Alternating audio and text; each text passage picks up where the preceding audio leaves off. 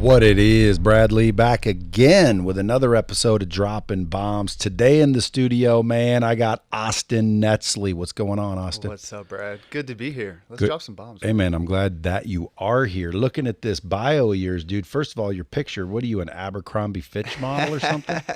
Man, you got to get some good photographers on your team. They can do some magic. If you guys ain't following Austin, go to Instagram, check him out at Netzley, Netzley. Frickin' like a Abercrombie Fitch model, frickin' owns One Pursuit Investments or the founder of it. You got a book out, big bestseller, 27-time bestseller. This thing moved a lot of copies. That was a different lifetime ago. It just keeps chart topping. Guys, all across the world. Called Make Money, Live Wealthy. That's why, dude. It's the title, dude. Like if I saw that book on a shelf, I'd probably want to buy it. It helped a couple of people. So, dude, real successful guy. Had him come in here. I wanted to talk to him. He had 81 G's in debt, middle class mindset, ended up Richie Rich. Is that correct? Is that accurate? We're headed towards that, man. Well, see, again, that's how you know when people are rich, because they never say they're rich. They just, the people always ask me, I'm like, dude, I'm getting there. People always say, what are you doing? I'm like, dude, trying to make a living. Let's do it. But very successful. Age 27, it says you retired from corporate America to travel the world and scale your automated stock trading business while also doing what he's most passionate about, which is helping others take their money and their mindset to the next level. So basically, you kind of, how old are you, first of all? 33 now. 33. See, so I got underwear older than that. You did what I did on accident. I freaking literally helped some dude change his life. And I got addicted to it. And it sounds like by your story, that's kind of what happened to you. You started helping people change their ways, and it changed their, situation, and frickin' you got hooked, didn't you? Well, but even before that, I was doing some awesome things, but didn't have that. And I felt this missing void that was burning so bad that I quit it. I was making six figures in the corporate world, loved that, but I was missing that contribution piece. Yeah.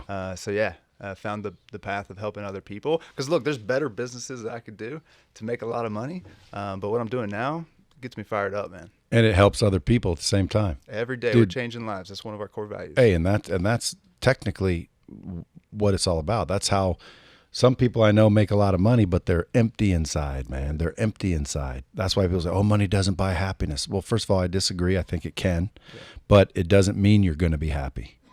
Money doesn't mean you're going to be happy. Like if money can buy happiness, but you don't know where to shop, you're still unhappy. Right. But what do you think about money? Can money buy happiness, do you think? I think it can. Like it's the best tool in the world. That's why we got to make a lot of it. Especially in the world that we're going to. I'm not a big futurist and whatnot, but the more I learn about it, the more it's like, let's make some money now, because the opportunities that are to come up to enhance that happiness and just give you a whole world of opportunity is going to just exponentially grow, in my opinion.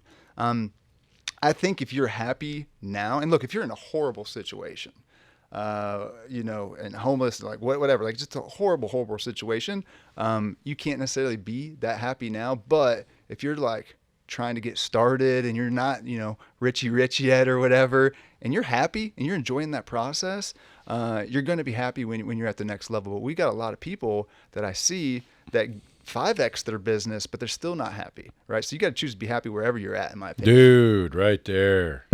First bomb of the episode. That's damn straight the truth.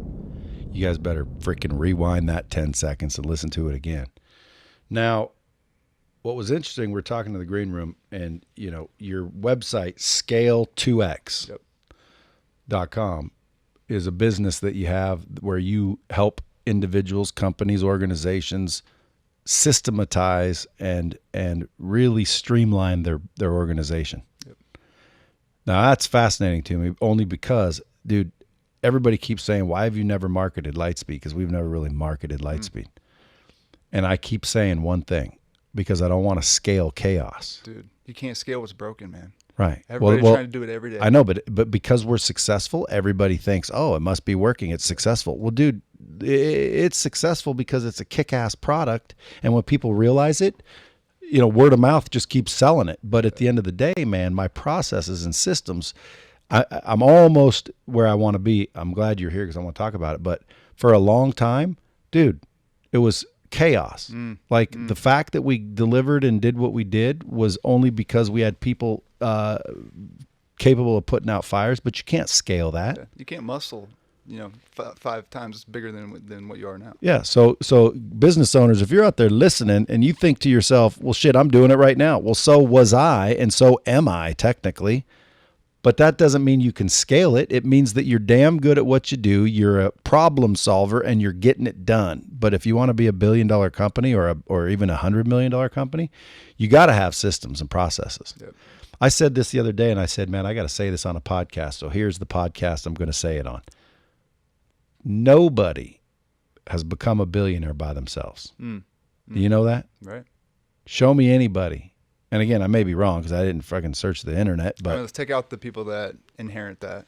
No. Even if you inherit it, then you didn't become a billionaire by yourself. Someone gave it to you. All right. So my point is nobody became a billionaire by themselves, because if someone says, hey, this guy's self-made, okay, so nobody helped him.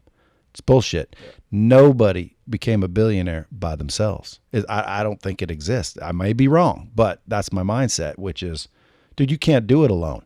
And if you can't do it alone, that means you need people. And if you need people, whether it's customers you need or help, whatever it is you need, well, then how do you communicate and organize in an efficient way to keep the whole flow of particles or things that need to happen?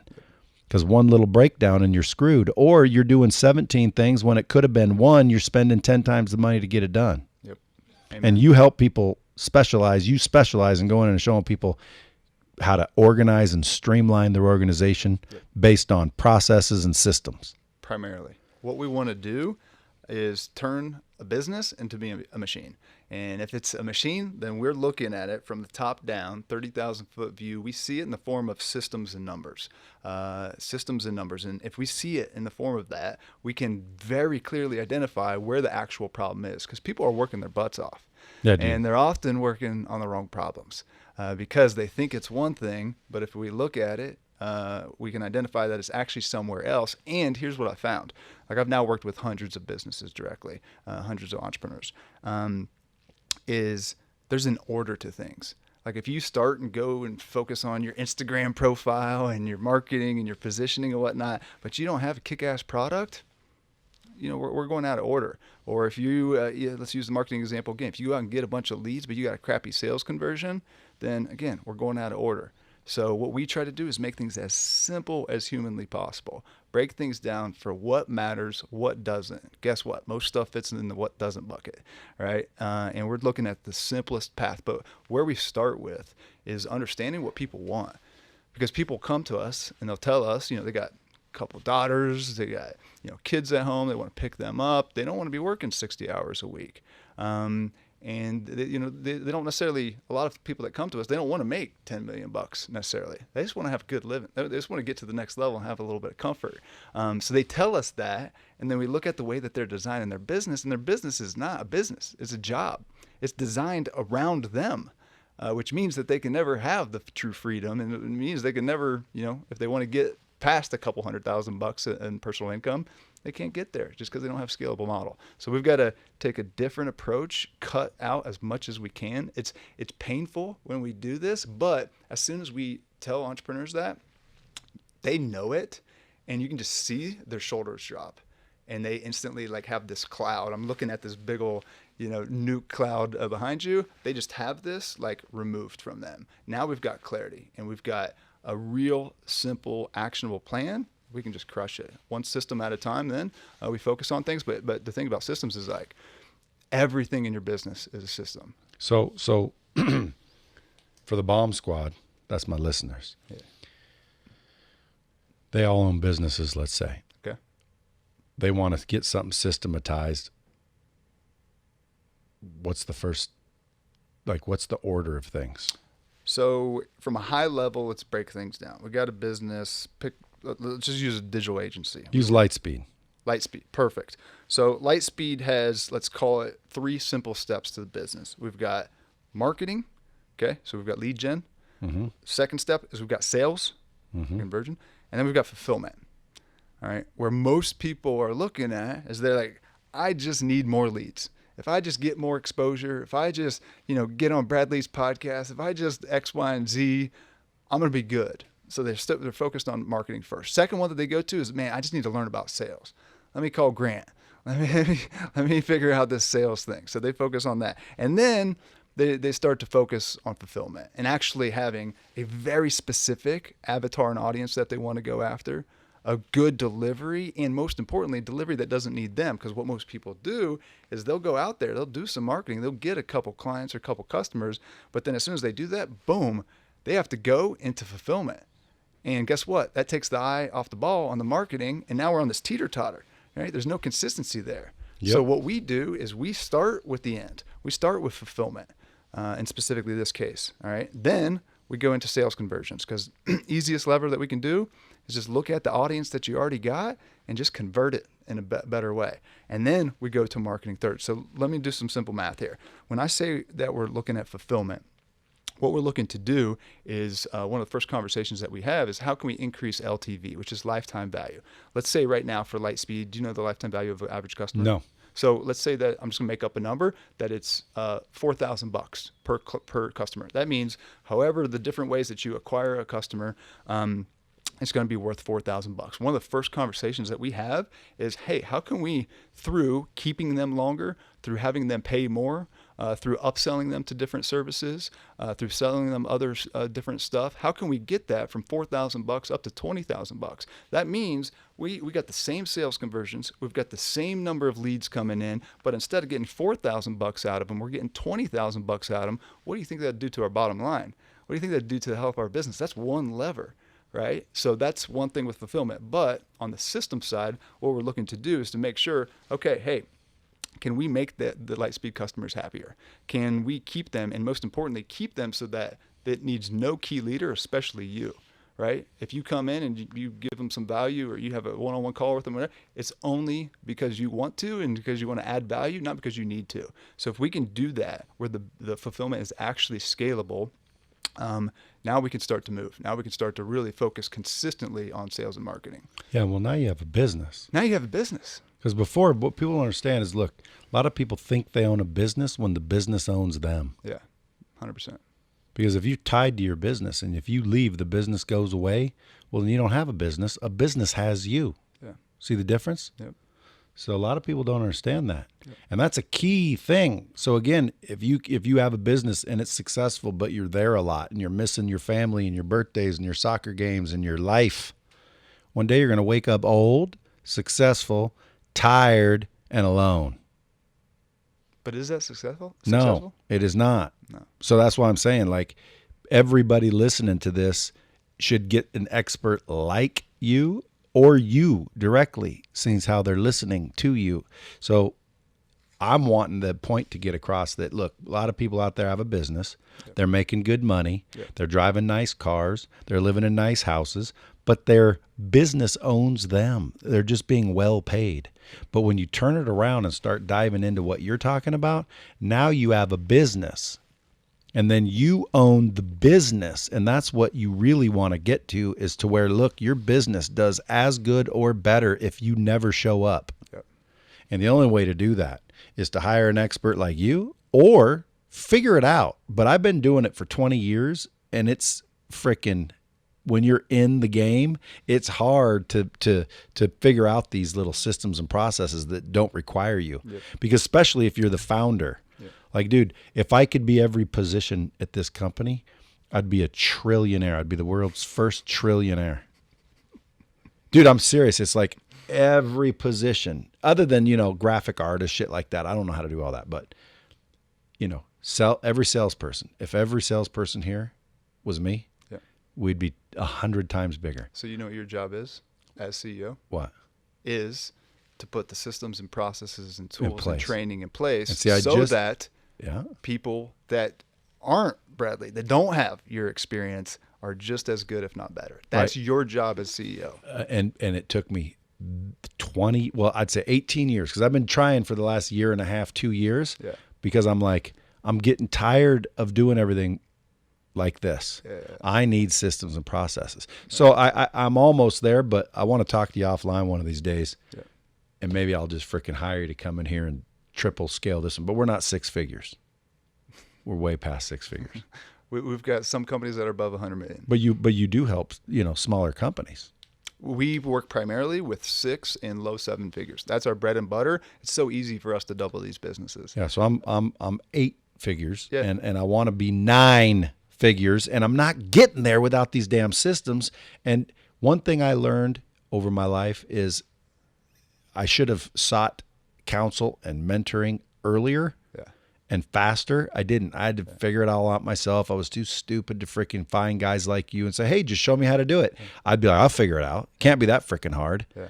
But dude, with life and fires and shit you got to deal with, it does eventually drag on to where, dude, it's been 20 years. I haven't done it yet. Yeah.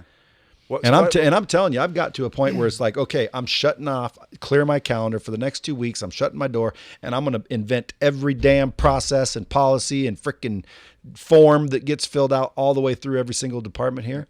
I've never done it, even though I've intended to do it 100 times. You know the easier way to do it? Yeah, call you. And I should have. I'm telling you, I should have. Because guess what? The money I've lost by not doing it is 20 times what you would charge me. And I don't even know what your price is, but you couldn't charge me enough to get back what I've lost by not paying you. And that's what pains me, that people have to wait 20 years to learn that. Yeah, Because well, like when people are kind of in that survival mentality, and to the outside they're successful, but I think a lot of people that are making good money, that have the nice car, I think they've got in the back of their mind that they feel kind of like a fraud, because even though they've got, it's called imposter syndrome. imposter syndrome, exactly. They've got a $2 or $5 million business, or maybe it's only 500K, whatever. But if you look at the actual take home, they could even sometimes make more money in the corporate world than they are now. So they feel like a fraud in some ways. So, but what I was going to say is, besides hiring me, is you got to create a culture of systems. Everybody on the team needs to love systems inside and out just as much as you do, right? And if you do that, then you don't have to take 2 weeks and create every system and process. You've got a whole team. You got a whole army that's doing this. You let And them it has invent their own? Oh yeah. You just Well, what give if them they're the dumb? frameworks. McDonald's can hire somebody off the street to execute one of their simple systems. People could be dumb, flat out dumb. I'm talking about, do you let them think up the system? They're already doing all the work. So they're already doing the system. Anybody on your team that's getting paid right now, they're already doing everything that needs to happen. You just need to organize it. But what if they don't know how? That's your job, is to teach them. My job is to come in and teach them. Yeah, well, again, I give up. I quit. I ain't doing it. I need someone like you to come in and do it for me.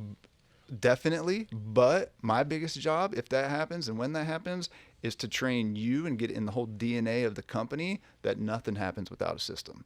Like literally nothing. Because what we've got to do, like, look, you guys are solving. Dude, see, that to me, that's a dream come true. That's what we do. That's what we do, is we build machines. So how did you learn this stuff? Well, it's come full circle, because I went to school as a mechanical engineer, and we build machines, and we build stuff. And I knew I didn't want to be an actual hands-on mechanical engineer.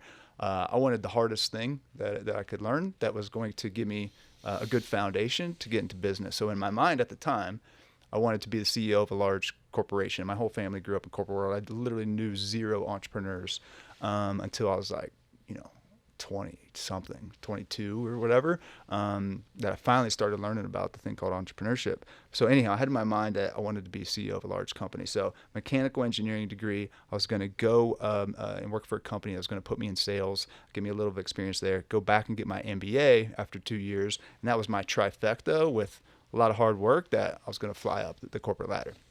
Started down that path, thought it was a great strategy, then learned I was in a system. And I loved the company. I worked for a great company. I got paid 6 figures. I was 22 years old, making more than my mom and dad had ever made. And everything was good, but I was missing something. And also in a system. And so started my first business on the side. I was in sales and able to handle it in 2 or 4 hours a day. Started golfing every day on this beautiful, beautiful golf course in Jacksonville, Florida, TPC Sawgrass. I learned I hate golf. And I was like, dude, what am I doing? Like, this sucks.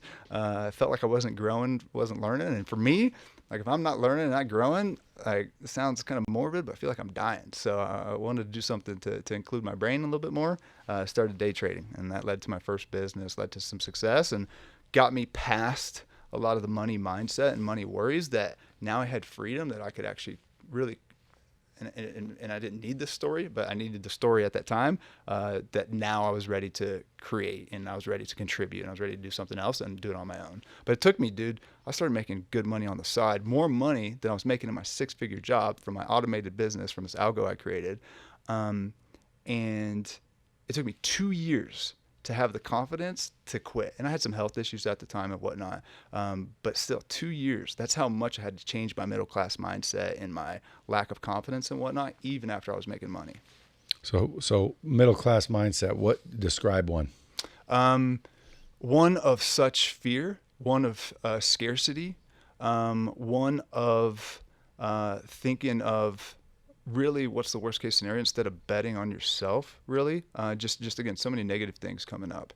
But like every time, like, man, you talked about we talked about in the green room, saving money. Should you do it? Man, I would save every single penny. I would, look at saving 7 cents between two different. I remember being in Houston, Texas. That's where I lived after college. I remember being there, and I was like looking at the different 8 style of beans in this grocery, and like I picked the one that was 7 cents, and I was like, man, 7 cents cheaper. I was like, am I serious right now that like I literally spent 30 seconds looking at all these different cans? It doesn't sound like a long time, but if you're like 30 seconds is a long time to just be looking at to save 7 freaking cents. That was my mentality, is to save and save and save, and just pinch pennies and not. Where'd you get that mentality? Growing up, just taught. We didn't have a ton of money growing up, and there was so you stress. were taught. I was taught, yeah. See, another people don't understand. Parents screw us up. Everyone's like, oh, dude, that's my mom, that's my dad. Don't talk about them, dude. Our parents screw us up. Yeah. Their parents screwed them up. Yeah. And when they say, well, what makes them screwed up? I'm talking about like, look, if you wanted to be a millionaire and you never made it, and the reason why is your parents taught you that, rich people are bad. Yeah. And subconsciously you believe that all your life, you're not going to get rich. Yeah. Your human nature and instinct will avoid every opportunity and situation to keep you broke because you believe rich people are bad. And even though you want to be rich, you'll never get rich because your mind won't let you. Yep. Do you agree with that? 100%. And it's hard to push against that. It's though you're like, no, you don't agree with it, you're still hearing it. And hearing it and feeling it and feeling it. It's ingrained in you after years. You know why they call it a subconscious mind? Why is that? Because it's your conscious level, which means you don't even know what the subconscious mind thinks. Yeah. It's just recording.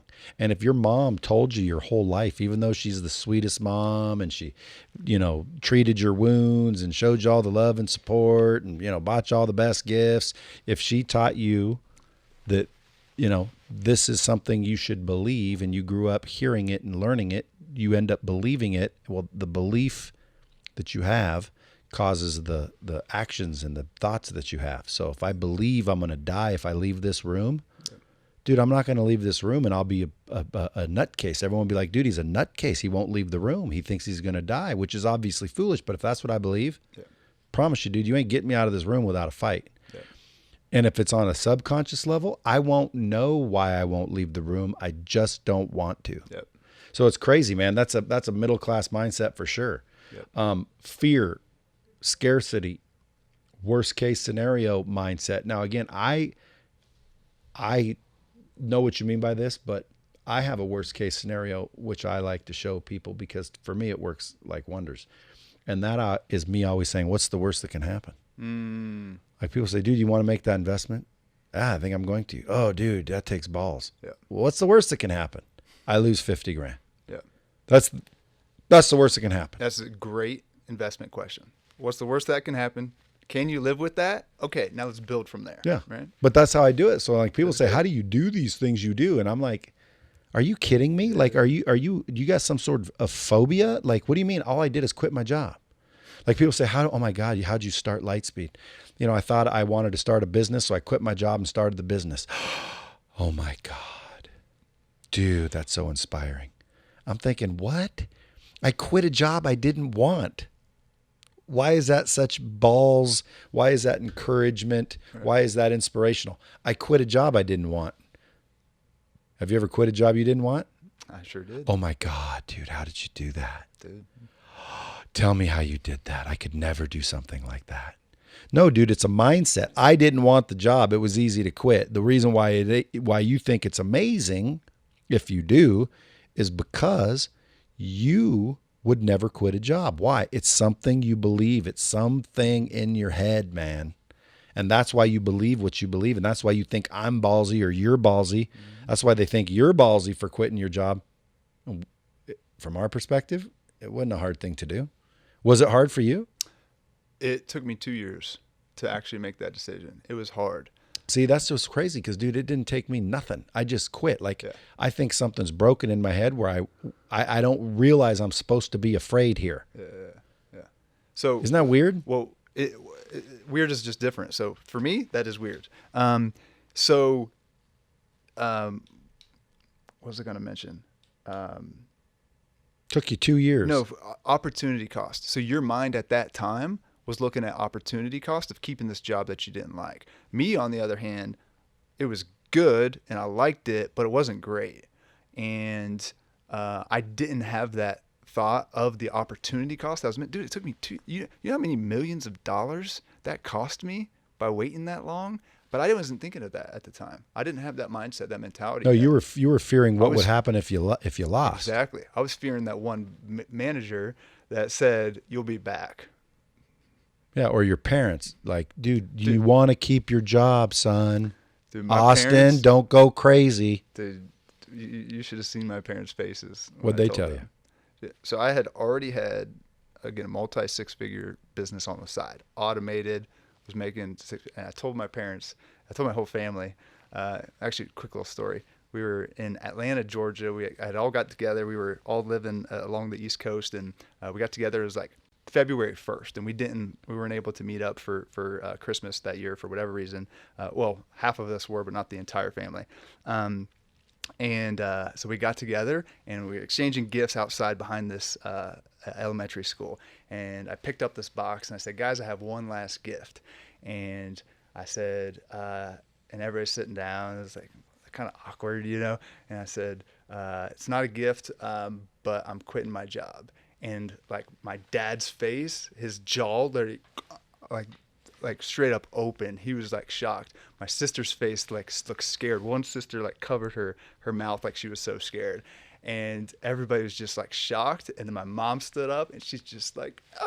Like she like shrieked with excitement, half fear, half excitement. But like everybody's faces were just priceless. She had no idea what I was doing. She didn't care. She was going to support me regardless. But like everybody was blown away. And this was after, again, I was making some freaking good money. It's just because it was so new to them. And they saw. And they sound somewhat conservative. So conservative. Where was this? This was in Atlanta, Georgia. Atlanta, Georgia. Yeah. So you grew up in a conservative family with like good parents and, you know. Oh, great parents. Yeah. See, so there's a lot of people out there that ultimately have, you know, shitty parents or shitty family life. And they want to say, well, that's how you did it, dude. You had a good family. Yeah. No, dude. I've seen people with good families go down the toilet, and I've seen people with shit families climb to the top of the ladders. Yep. It doesn't matter where you're from, I believe. Yep. You know, it does give you an advantage, however. I don't know. In certain cases, it gives, like, in other words, like, sometimes people talk shit about rich kids. Oh, well, his daddy gave him everything. Well, who cares? Like, I wish my daddy gave me everything. Yeah.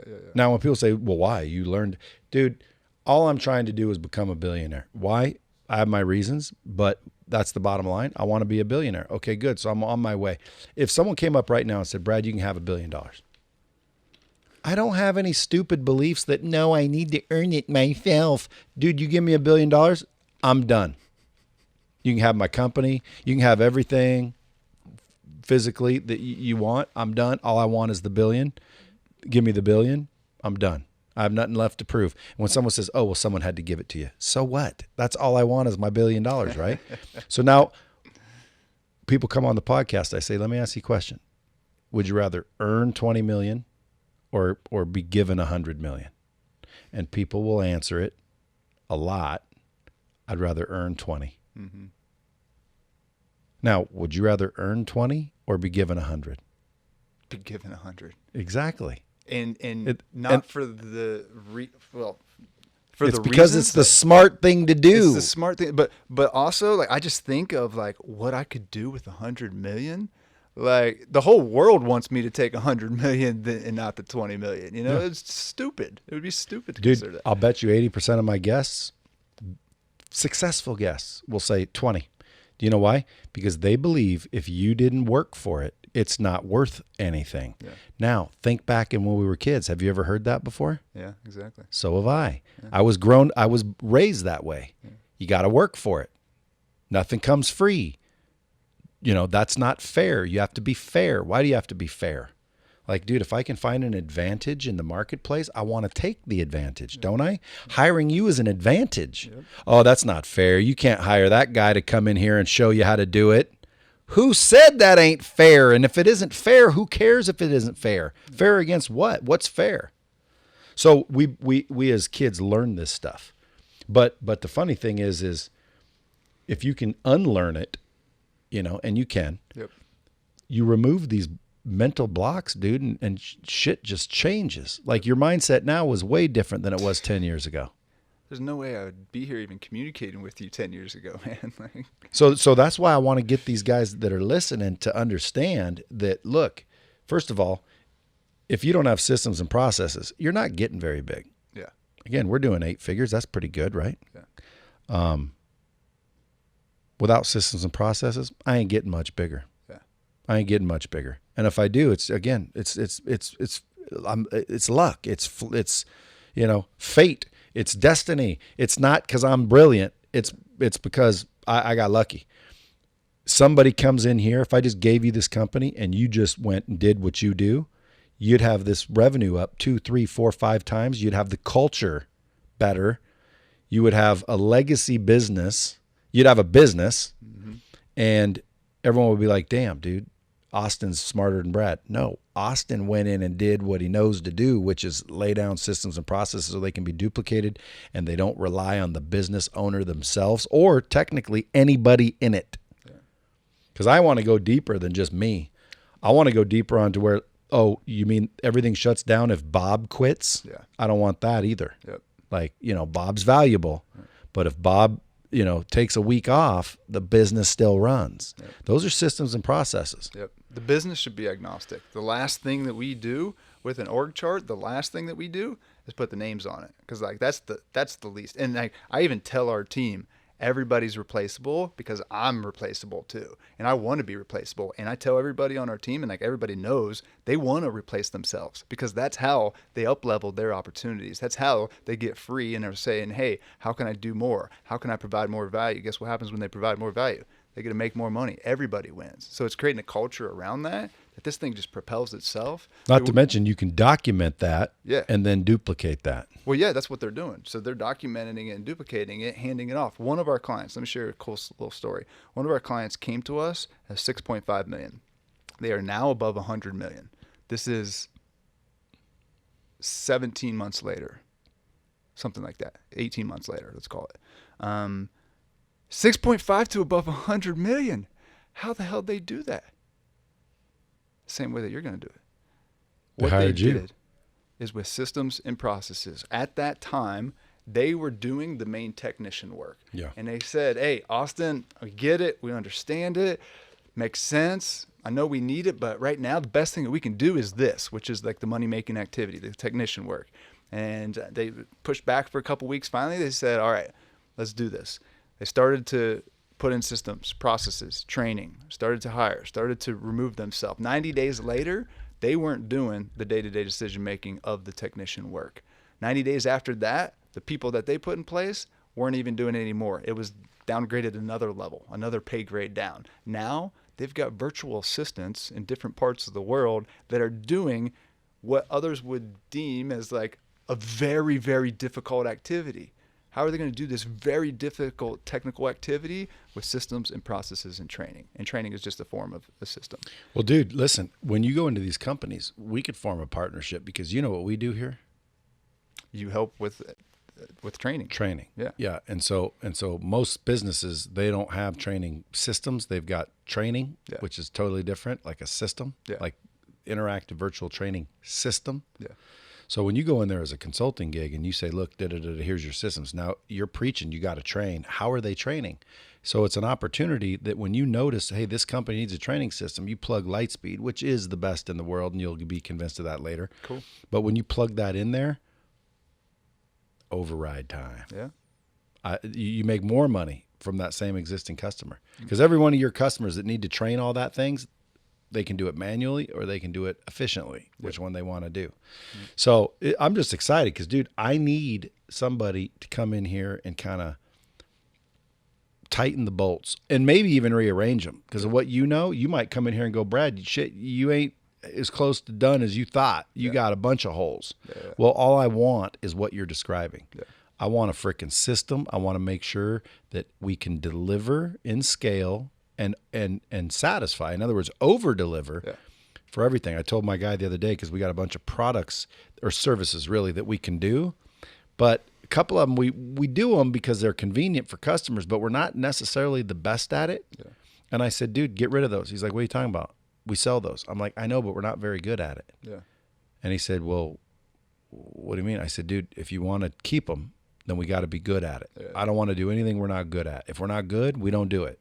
Let's just focus on what we do good, and then we can add to that. But right now, I only want to offer things that we're good at. Yep. Is there a sense to that? Yep. Yeah, that's what you got to do.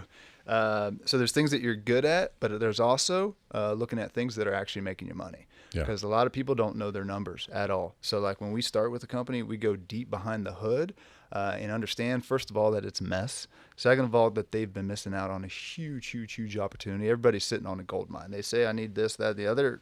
They can easily 4X their business most of the time with not many changes at all. No marketing and anything. Then why'd you call yourself 2X?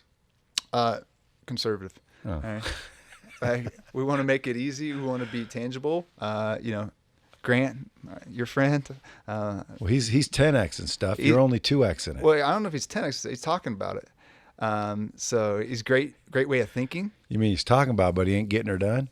Well, there's a lot of people out there that understand the 10X methodology, that what we like to focus on is hitting the ground right in front of us. What can we do right now? We focus on execution. Nothing in business happens without execution. Grants and 10X is an amazing way of thinking. I love that mentality. I love the mindset. Most of it. I don't like but it's not real. It's not real. I'm like, yeah, it's great. We can get you fired up all day long, but what's the action plan? What are we going to do about it? What's the strategy? Well, whatever it is, it's 10X. But part of it is like it's created, it's just been a big part of this hustle culture. Yeah. And like we don't want to hustle. I want you to go back and think for the next 2 hours and come out with one solution that's worth 100 hours of work. How long does it take you to do this process? Depends at what level. So, like if I said I want you to come into Lightspeed. Well, first of all, we can go department by department and make sure every department is flowing and working together flawlessly. All the systems are in place, documented, and then obviously we have a training system. We'll create the training to sustain it. Yep.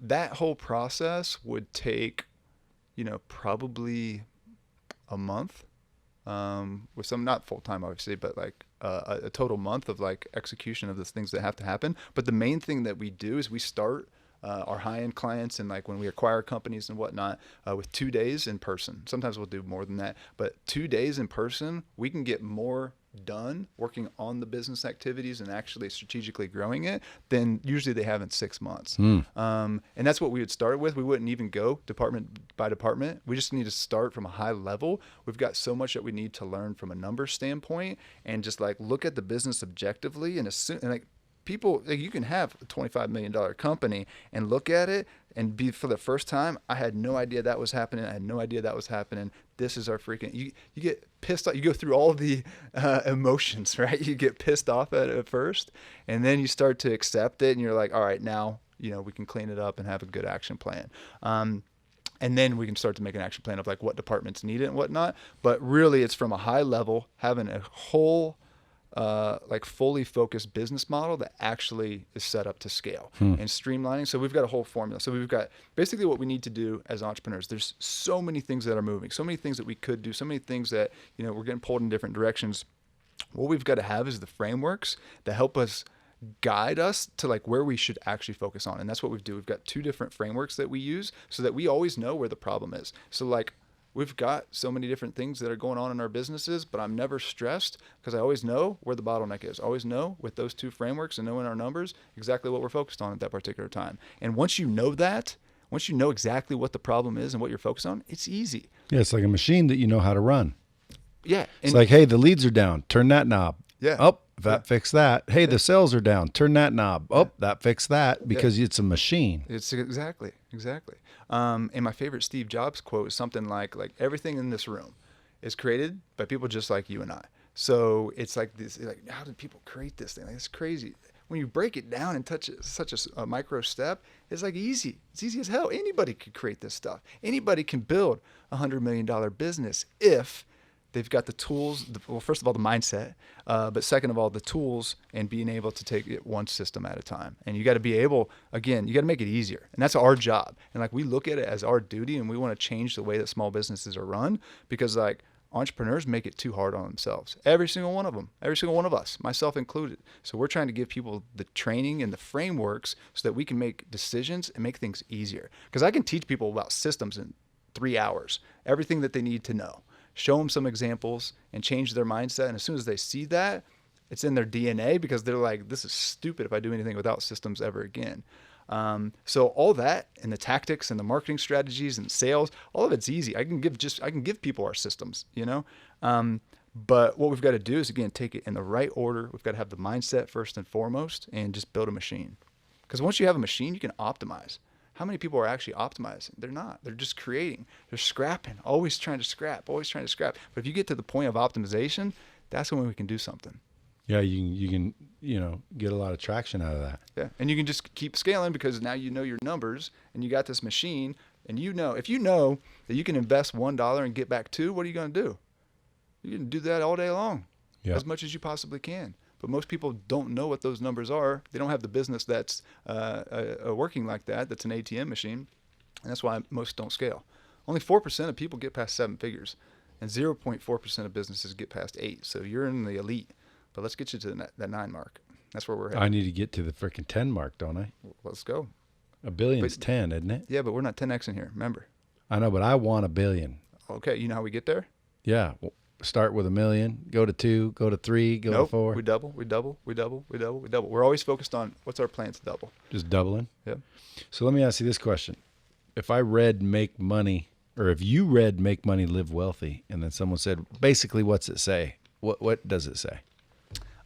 First of all, I would actually recommend people not read that unless they're in the corporate world looking to get started in entrepreneurship. So that was a book that I wrote, it feels like 5 years ago, at least 4, 5. It was a separate business that I just did as a hobby, turned some podcast interviews that I did into a book, teaching people about money and the mindset. So that was an old book. The new book that's coming out is going to teach people some of this methodology on really how to scale their business and make things easier, specifically how to get from 6 to 7 figures. So if you're doing 500K, you want to get to $1 million, or 200K, even if you're at 7 figures, same methodology.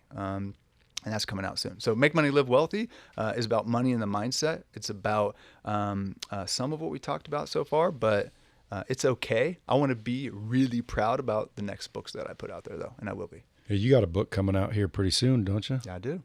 A couple months. When? It's going to be probably November. So what's that title? From 6 to 7 figures. And what's that teach you? It shows service-based businesses how to scale fast. So you're going to write a book, teach them how to do it? Yep. You know what that book's really going to do? What's that? Teach them that they need you. Because again, dude, a lot of these books out there, they'll show people how to do it, but people don't take action because they're fearful. What if I'm doing it wrong? Yep. What if it doesn't work? So they buy a book, they read it, and then they do nothing. And then the smart ones buy a book, they read it, and they realize, damn, it's probably smarter just to get these dudes in here and just have it done. Dude. So if I read that book, Yeah. what would it basically say? Organize your shit. It would work through the steps to get to 7 figures, just in a simple fashion. Number one, we've got to work on the mindset. Again, I don't care, even with you. Like if we started working with you, like we would start talking about the mindset. What decisions are you making, and like what kind of decisions are holding us back here? So we got to start with the mindset. Then we work through piece by piece. One thing that you really need to get to 7 figures, 8 figures, 9 figures, 10 figures is some forms of leverage. The forms of leverage that we talk about are knowing your numbers inside and out. Again, painful thing. Most people don't want to do it. They Yeah, feel like when it's not when productive. when you said what's my lifetime value, I don't know. You got to know that. I know, but it's hard for me. You know why? We rev share with customers. So my lifetime value for you, for example, if you signed up here, it could be, I mean, I could make $10 million with you over the next 20 years. Yeah, you need to know what the average is, though, because we've got to have a number. Well, the average is just math. Yeah, exactly. Well, that means like Grant Cardone, who does extreme revenue with me, would pull up the person that's doing less revenue with me, and then the average is a made-up number because it's just a average. So you know what we do in the audit is look at these segments of people that are at different LTVs, different values to you. And guess what we do? Cut out the ones that are freaking taking time and just not worth it. And those are Grant Cardones, we go find 50 more of them. Right? So profile your ideal customer, which again is technically part of the system, man. If you're doing it smart, you're definitely profiling your ideal customer. Yeah, exactly. I know a lot of people, they don't even know who they're looking for. They just want everybody to buy their shit, and they don't even know who that is. Yeah, exactly. It's one of the scariest things to do, to go a little bit more narrow, more focused, but it works every single time. I was on a podcast with a guy named John Lee Dumas, Entrepreneur on Fire, good dude. And we were talking about this, and he was asking me about examples where it doesn't work. Dude, I can't think of one example where we got more narrowed in on who our ideal customer is that it didn't work out wonders. And I've worked with a lot of businesses, and it's scary to do. And we even did this yesterday or 2 days ago. We went one level deeper into who our specific avatar is. Because I shared with you, we work with 7, even 9-figure companies, but I didn't tell you that until you asked, because again, we're owning the 6 to 7 figure market, and like that's all that we communicate. Sure, we're going to still get a lot of people at 7, a lot of people at 8, a lot of people seeing some of our other results, but we want to focus in and really own one phrase. So folks, if you're paying attention, depending on when this is released, either his book is already dropped or will be soon. I'd put it in your phone to remind you to hunt this book down. What's it called again? From 6 to 7 figures. From 6 to 7 figures. Because I'm telling you guys, if you're listening to me, you obviously know that I bring smart people on and I'm somewhat smarter. You wouldn't keep listening unless you just think I'm funny, which sometimes is the case. But if you give me any credit whatsoever, I'm telling you, if I don't even know what this guy teaches or talks about, I would say exactly the same thing after 20 years of making the mistake of not doing it. So you have to do it. The question is not if you're going to do it, who's going to help you do it? Yep. And if not Austin, who? Yep. Who? Yep. Since you heard him, open your phone, make a little note, November, book, need it. Because I think that book is key. I want to look for it. But I want to try to get you engaged before that book comes out. For sure. So we'll talk offline about Lightspeed. I mean, this place is like a dream for you, dude. You'll be like, dude, you don't have a system for that? Dude, you didn't do that yet? How are you succeeding is what you're going to say. Right. I'm going to say, fuck if I know. You're going to hate me at first, bro. I won't. You know why, though? Because, dude, I keep shit real. I already know I got problems, but they're good problems to have. I know people that they don't have system problems because there's no business. Yeah. So guess what? They don't need a system unless there's demand. So at the end of the day, I'll never be mad at you, bro. I'll freaking love when you're done. You know why? Because I already know this. It took me 20 years to learn it, but I'm telling you, if everybody doesn't figure this out now, they're going to figure it out eventually, or they're going to die tired. Yeah.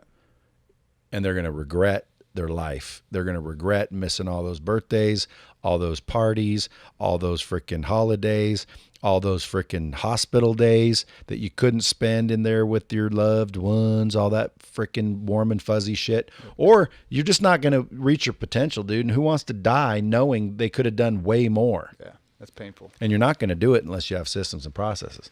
I just wish that you had some Mac Daddy package where all I do is sit with you for a day, answer all your questions. I leave and come back in 30 days and they're there, decided on, documented, and everybody's trained. Yeah.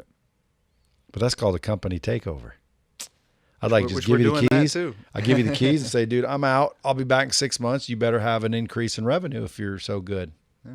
Do you have that program? Yeah, we don't worry about that. It's easy. So a company can literally get you to come in and consult with them for, long periods of time, turn their shit around.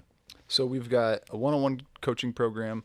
We've also got a revenue share program, and we've got our own private equity portfolio. So what we're building out is an ecosystem of services that B2B businesses need.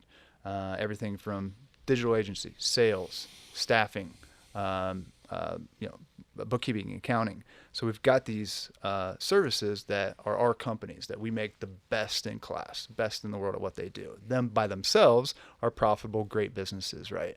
But when we have this whole collection of companies, any company that we bring in to any of these, we've got the other resources that they need that we just feed. So we've got this beautiful source of all these customers, right? That are in need of all these things. And then what we do is we bring in outside companies with the intention to scale and sell. Because the best wealth, Like Lightspeed. If you want to sell, we've got a game plan for you, bro. We'll bring it in, scale it as fast as possible. Right now, our intentions are 18 to 36 months. Scale it 18, 36 months, see what we can do.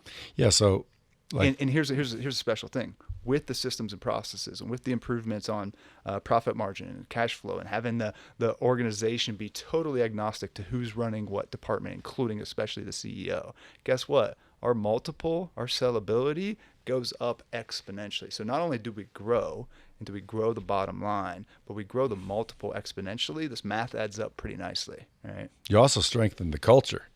Oh, gosh. Everybody stops struggling and pissed off and going home exhausted because nobody knows exactly who does what, but everyone better get it done, because that's kind of how it is around here. Yeah. In most cases, it's, pretty much, dude, you see a problem, you own it. Yeah. Well, where's the role and the position and the document and the run book to solve any problem that happens? And by the way, we've solved them all before. We just didn't document and organize and train that way. Yeah. So, folks, when you're listening to this, whether it's November or whether it's next week, because I want to drop this quick, you better pay attention, because whether it's Austin or somebody else, you're gonna want to freaking create these systems. And I quite frankly didn't know that there was a business that actually went in and specialized in this. That's why we've got such an opportunity, man. Everybody's focusing on sales and marketing. That I had an opportunity. This is now my 5th business, and I had an opportunity to create something from scratch. What do I want to do for the next 50 plus years? Something that would just fire me up. And looking at my greatness, looking at the market gap, and just very clear, nobody's focusing on operations. But we can find a bunch of businesses that we can easily scale if we can be great and world class. So we want to be the best in the world at systems, processes, operations, and we're pretty darn good at the other stuff too. Do you have any online courses or anything? Why? People don't need information. They don't need it? Mm-mm. What do you mean? They think that they just need another book, another podcast, another whatever. We want action. So we're going to hold people's hand and give them that action. I could show people our internal playbooks. I could show them all the systems and say, here you go. Here's everything. Here's the keys to the castle. Guess what they'd do?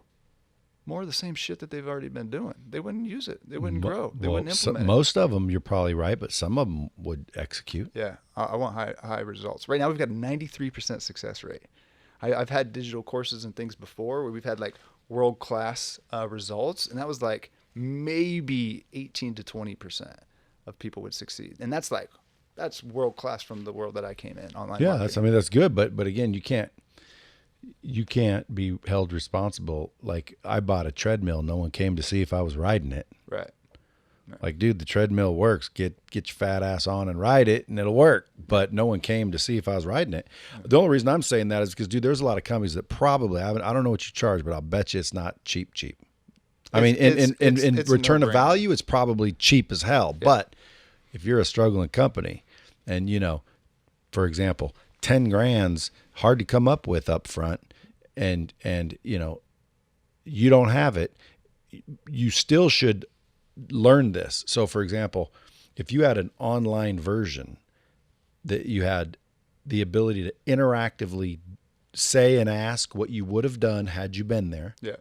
That's all automated because, dude, you're going in and you're saying you have processes. It's the same stuff. So if I virtualize you, now maybe it's not as good as that live. Yeah. But it's more scalable than your live. Like if I hired you and you came here, how are you going to work for another company if you're working here? I've got people that are executing these systems and I know, but I want you. My team's pretty damn good too, though. I know, but eventually, dude, you're it's like Tony Robbins, dude. People want Tony Robbins. They don't want Tony Robbins guy. Yeah. They want Tony Robbins. You know why? So Tony Robbins costs more. Well, guess what? Even if everybody could afford Tony Robbins, he can't be everywhere. So if you virtualized those tools and you gave the customer the ability, if they did it, and again, if they don't do it, man, warn them if you feel so bad. Yeah. This might be one of those beliefs you have because it really is one of those beliefs. Because as you're talking, dude, I know of a lot of smaller companies because I know a lot of people and I know a lot of smaller companies that I'm thinking, man, these guys need to do it because I keep telling them the same shit. I just don't know how to do it for them. Yeah. I'm like, dude, you need processes. Yeah. I've never known, hey, you should call this guy, but I'm going to start because that's what they should do. Yeah. But they're not all going to be able to afford you. Yeah. You ain't doing it free, right? Correct. So if they have an option where you pop up and you say, now listen, normally I would have came in and had a big long conversation, but here's the things you want to ask yourself. Now get to those answers and then we'll proceed until you get those answers. There's nothing more to talk about. Go think about these, write them down, log back in. Right. Boom. They log back in. Okay. You got your answers? Yes. Okay, good. Now the next step is you need to do this.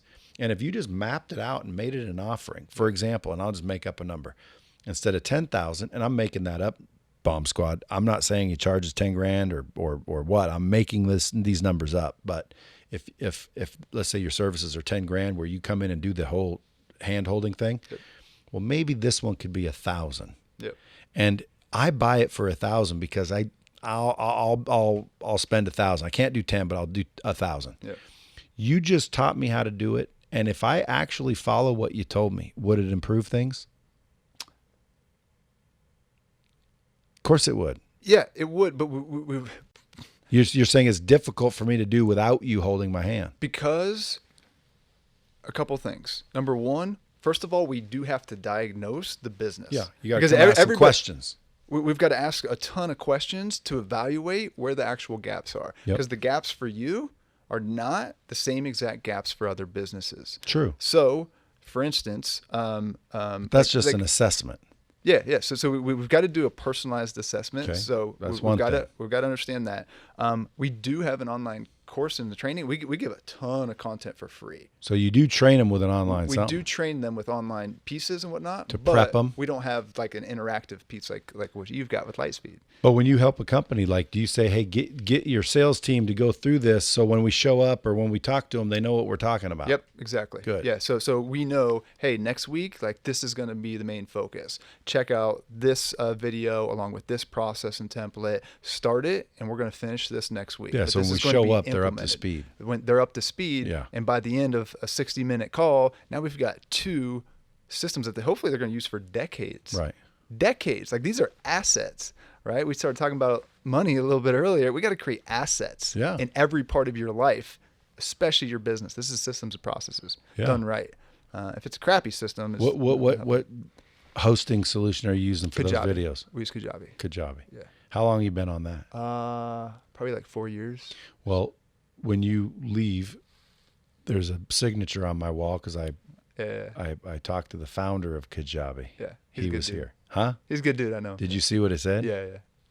So I'll show you one of these days, not today while you're here, but I'll show you one of these days how I can show you an alternative to Kajabi that will make a big difference in your business, but more importantly in their business, because that same system, you kind of break it off for them and leave it behind in a way that now they can customize it and make it their own. Right. But because of the interactivity and the real-time tracking, dude, you can I just see, like, if I were you, I would freaking create an unbelievable interactive course that is, hey, you can't afford me, but I still want to help you. Yeah. There you go. Yeah. Now, you can't do what I just said on Kajabi. It's not a video. It's a full-blown interactive program with intelligence. You can only build that with Lightspeed. And I'll show you later. But Sweet. I would create one of those because this is how I closed Tony Robbins. Tony was busting my balls left and right. He was about to kick me out of his house down in Palm Beach.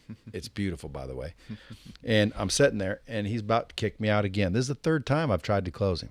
He said, dude, I got to go, thanks for coming in, all that. I'm like, okay, Tony, let me ask you a question. How many people were at your last event? He said, I don't know, 10,000. And I said, do you realize there's 7 billion people that were not in that event? Yeah. How you help them? And that's what shifted his thinking. Because again, dude, you help a lot of people and you don't need no help. But at the end of the day, there's people that need to know what you know. I'm one of them. If there would have been a course available, by the way, it could have been just an introductory course, almost like systems and processes for dummies. And I go through it, I would be in better shape than I am right now. And no, it would not have equated the high success rate. And yes, you got to live with the risk that, hey, someone's going to buy this and not do it, because that happens a lot. I know, because we have millions of people using Lightspeed for Grant Cardone, Damon John, Tony Robbins, Zig Ziglar, Tom Hopkins, John Maxwell, franchises, brands. And I see all the data. And dude, it makes millions and millions and millions and millions of dollars per month selling the courses, but the people that actually take the courses are far less. So it means we sell courses to people that don't ever take them. And I don't say we, I mean my clients. Right. Like you, if you came on Lightspeed, you're gonna sell the course to 1,000 businesses that never use it. Yeah. And sometimes that holds people back. Like, well, then it has to be live. No, I would disagree. There should be a alternative, just with disclaimers. Bro, look, it ain't gonna help you as well as me showing up. But guess what? There you go. And you ever seen that commercial? If you don't get help from us, get help somewhere. No. It was an addiction commercial a long time ago. Used to run on TV where they're like, come to our rehab facilities and all this, and then at the end their closing line was, in other words, even if you don't get help from us, get help somewhere. Because you need the help. And that's all I'm saying. Dude, if you have nothing online and they can't afford you, or have never, you're not scalable to get to everyone that needs you, there should be something online. I'll partner with you on. I got studios. I'll make it for you, show you how to make it, and I'll even go sell it, because I have what's called the skill shop. So I got a lot of businesses using Lightspeed, a lot of them. All right, here's what we're gonna do. And they need your content. And now, if they can afford you, great. Like, they're already going to call you. You're going to get people in the bomb squad right now calling you. If we give them 2 things to do, they're going to be able to afford us. Like, if people can't afford us at our one-on-one 90-day program, they're not resourceful. They're not a true entrepreneur. Well, dude, me and you know that, but guess what? I'll bomb that, because that's the truth. That is the actual truth. But isn't there an audit or something that they can take to get them at least going in the right direction? Man, the audit's like priceless, man. Dude, I would have killed for this. So what's the audit? So that's the first step that we do. Again, before we tell people. Well, let's make them an offer. Let's give the bomb squad some way to get a little bit of help from you. All right, let's do it. Maybe they want an audit. Okay, is that the first entry into this is the first step that we can do. And this is personalized. Like, it's not like some cookie cutter, like, here you go. It's not some ebook. It's like one-on-one. We spend hours on this because we really want to show you the path. Because a lot of people will be like, hey, like, this looks like a lot. What's the next level, right? So we are losing money on the front end to give people a lot of value. Some people are going to say, ask us what's next. But we do this as the first step with any of our clients, even, our portfolio clients or whatever. So we offer this for $9.97. But let's do it for the Bomb Squad. Let's do something special. We've never offered this before, but let's do $47 for the Bomb Squad. If you go to scale2x.com/bomb squad, I'm going to make sure that we got that link up. We don't have it live yet. We don't have that price point. And I haven't done this for anybody. I promise you that we'll do it for $47. So you just save $950 there. Dude, and not only that, but I hope you have systems, because you might get a lot of people taking advantage of this. If somebody's listening to this and they have a business and they don't take advantage of it, They're stupid. help them. We can't help them. Yeah. Yeah, folks, again, I mean, $47 from $1,000 off. And again, we didn't plan this. Yeah. Go to scale2x.com/bomb squad. Yep. And there'll be some sort of sign up or a registration. And we guarantee that will show you if you have it. You got to be above 10K per month to qualify for this guarantee, at least. 10K a month in what? Revenue? Yeah, in revenue. Yeah, which baseline. Everybody is. Yeah, hopefully. But we guarantee that will show you very easy levers that you can pull. That'll mean at least an additional $25,000. So I know that's low for some businesses. It's going to be many millions of dollars, but we do put that guarantee in place that we pay people twice their money back, and like nobody, like literally ever, has taken advantage of that. Yeah, and unless some company happens to have someone with the knowledge of yours on staff, and they, because there's some companies that are just like, they're extremely efficient. Maybe you can't help them. Maybe they've already got everything in tidy order. But I know a lot of entrepreneurs and a lot of businesses, and I would say 93% are in disarray. Yeah. The owners are freaking pulling their hair out. Yeah. They're constantly dealing with fires. They're turning gray. They're wrinkling before people's eyes. Their bank accounts ain't getting any fatter. And if they are, it doesn't matter. Yeah.